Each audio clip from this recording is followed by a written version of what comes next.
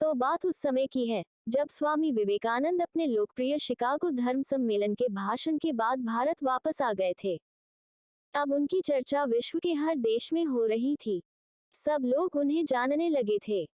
स्वामी जी भारत वापस आकर अपने स्वभाव अनुरूप भ्रमण कर रहे थे। इस समय वे हिमालय और इसके आसपास के क्षेत्रों में थे।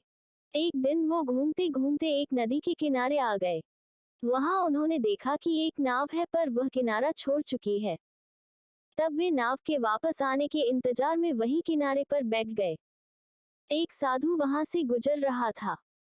साधु ने स्वामी जी को वहां अकेला बैठा देखा तो वह स्वामी जी के पास गया और उनसे पूछा, तुम यहाँ क्यों बैठे हुए हो?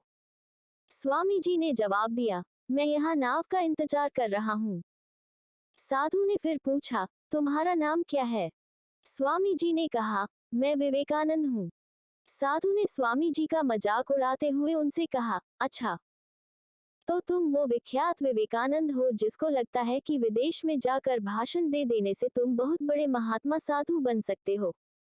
स्वामी जी ने साधु को कोई जवाब नहीं दिया। फिर साधु ने बहुत ही घमंड के साथ नदी के पानी के ऊपर चलकर अपनी शक्ति का प्रदर्शन किया। कुछ दूर तक चलने के बाद साधु ने स्वामी जी कहा, क्या तुम मेरी तरह पानी पर पैदल चलकर इस नदी को पार कर सकते हो? स्वामी जी ने बहुत ही आदर और विनम्रता के साथ साधु से कहा, इस बात में कोई शक नहीं कि आपके पास बहुत ही अद्भुत शक्ति है। लेकिन क्या आप मुझे ये बता सकते हो कि आपको यह असाधारण शक्ति प्राप्त करने में कितना समय लगा? बहुत ही अभिमान के साथ साधु ने जवाब दिया, ये बहुत ही कठिन कार्य था। मैंने 20 सालों की कठिन तपस्या और साधना के बाद यह महान शक्ति प्राप्त की है। साधु का ये बताने का अंदाज बहुत ही अहंकार भरा था। ये देखकर स्वामी जी बहुत ही शांत स्वर में बोले, आपने अपनी जिंदगी के 20 साल ऐसी विद्या को सीखने में बर्बाद कर दिए, जो काम एक नाव 5 मिनट में कर सकती है। आप ये 20 साल निर्धन बेसहारा गरीबों की सेवा में लगा सकते थे, या अपने ज्ञान और शक्ति का प्रयोग देश और देशवासियों की प्रगति में लगा सकते थे। परंतु आपने अपने 20 साल सिर्फ 5 मिनट बचाने के लिए व्यर्थ कर दिए। ये कोई बुद्धिमानी नहीं है।